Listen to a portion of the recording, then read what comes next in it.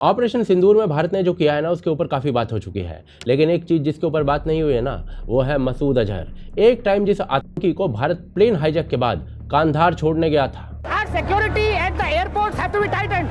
We cannot afford to make the same mistakes again. We have asked of the hijackers to spell out what their expectations are, and we are awaiting their response. वो बंदा भारत से आज मौत की भीख मांग रहा है। बहुत बड़ी खबर इस वक्त आ रही है। ऑपरेशन सिंदूर से जुड़ी मसूद अजहर के परिवार के 10 लोग मारे गए हैं।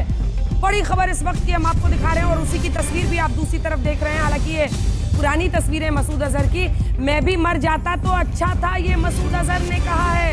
ये बड़ी खबर इस वक्त की है और जाहिर तौर पर अच्छा ही रहता, लेकिन खुद ही कह रहा है 10 परिवार के लोग मरे। ये कितना बड़ा और आयरॉनिकल मुद्दा है भारत के लिए, वो समझने से पहले आपको ये बता देता हूँ कि भारत ने इस बंदे के साथ क्या क्या किया है। तो जी मैप पर जो ये आपको शहर दिख रहा है ना, यह है बहावलपुर। इंडियन बॉर्डर से करीब 400 किलोमीटर दूर बताया जाता है। इसी सिटी में मसूद अजहर अपना मरकज चलाया करता था, जो कभी इतना शानदार दिखा करता था। पर अभी कल जो भारत ने किया है ना, उनमें से एक मिसाइल इस मरकज में घुस गई और अब मसूद अजहर का मरकज कुछ ऐसा दिख रहा है।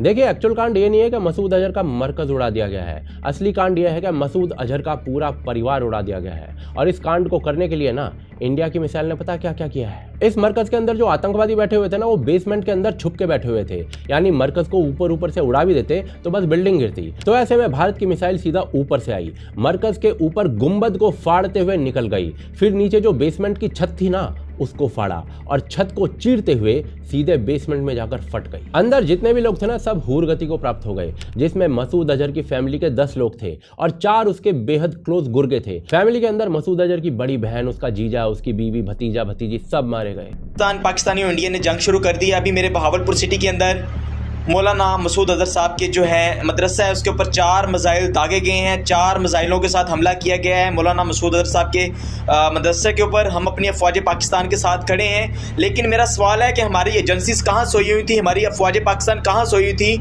जब ये हमला हुआ। 18 एकड़ में मसूद अजहर का ये आतंक अड्डा फैला हुआ था, जहां पर रिक्रूटमेंट, फंड रेजिंग सब चल रहा था। ये मरकज आर्मी कंटोनमेंट से थोड़ा ही दूर था और इसके भीतर न्यूक्लियर फैसिलिटी भी थी, ताकि न्यूक्लियर वॉर से बचा जा सके। दूसरों के परिवारों के बच्चों को यहाँ पर आतंकी बनाया जा रहा था। एंड गेस व्हाट, आज यहाँ खुद का परिवार ही नहीं बचा। देखना वाम कैसे आ रही है वहां अरे वीडियो क्या होगी इंडिया की बर्बादी तक,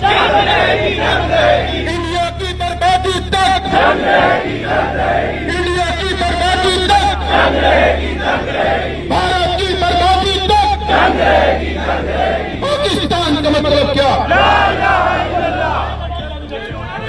पर ऐसे में ना कुछ लोग मसूद अजहर को ही विक्टिम बताने लग गए हैं। तो ऐसे में ना इन लोगों को मसूद अजहर कितना बड़ा जानवर है ये पता होना चाहिए। मसूद अजहर ने जिहादी बनने के लिए कभी अफगानिस्तान में ट्रेनिंग कैंप्स ज्वाइन किए थे और अफगान जिहाद में लड़ाई भी करने लग गया था। ये जो ट्रेनिंग थी उसे हरकतुल अंसार ने दी थी। 1994 में मसूद अजहर भारत में घुसा था नकली पेपर्स के साथ। उसको पकड़ लिया गया था और जेल में डाल दिया गया था। अरेस्ट होने के बाद इसने कहा था कि 12 देशों से इस्लाम के सिपाही आएंगे कश्मीर को छुड़वाने और तुम्हारा जवाब हमारे रॉकेट लॉन्चर्स देंगे। 1995 में इसी मसूद अजहर को जेल से छुड़वाने के लिए 5 विदेशी टूरिस्ट, 5 विदेशी नागरिकों को किडनैप कर लिया गया था। और फिर दिसंबर 1999 में कांधार प्लेन हाईजैक जो किया गया था ना, वो इसी मसूद अजहर को छुड़वाने के लिए हुआ था। और ये जो भाई साहब हाईजैकिंग हुई थी ना इंडियन प्लेन की, इसे मसूद अजहर के परिवार वालों ने ही करवाया था। इसी हाईजैकिंग के बाद 2001 में पार्लियामेंट पर अटैक्स हुए थे, मसूद अजहर ने ही करवाए थे। 2008 में मुंबई पर अटैक्स और 2016 में पठानकोट पर अटैक्स सब मसूद अजहर ने करवाए थे। वो मसूद अजहर का परिवार ही था जो उसके आतंक के कारोबार को पीछे से चला रहा था। वो मसूद अजहर का परिवार ही था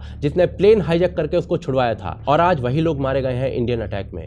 तो इसीलिए मसूद अजहर को विक्टिम बनाने की कोशिश भी मत करना।